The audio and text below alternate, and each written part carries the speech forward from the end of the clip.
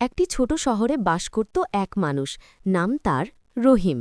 সাধারণ এক বাবা, যার একটাই স্বপ্ন তার ছেলেকে ভালো জীবন দেওয়া।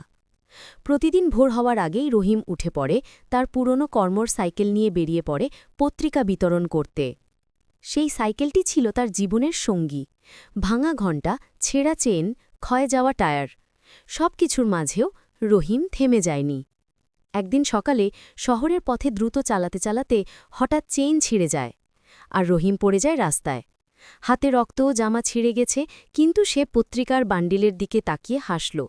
আমি যদি থেমে যাই, আমার ছেলেও থেমে যাবে, সে নিজেকে বলল।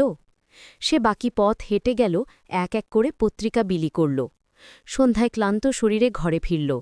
ছোট্ট ছেলে দৌড়ে এসে রিপোর্ট কার্ড দেখালো, প্রথম স্থান পেয়েছে। রহিমের চোখে জল ভরে গেল। পাশে দাঁড়ানো ভাঙা সাইকেলটি নীরব ছিল, কিন্তু তার স্বপ্ন এগিয়ে চলেছে। কখনো কখনো ভালোবাসা চিৎকার করে না, তা নিঃশব্দে চলে এক ভাঙা সাইকেলের চাকার ওপর।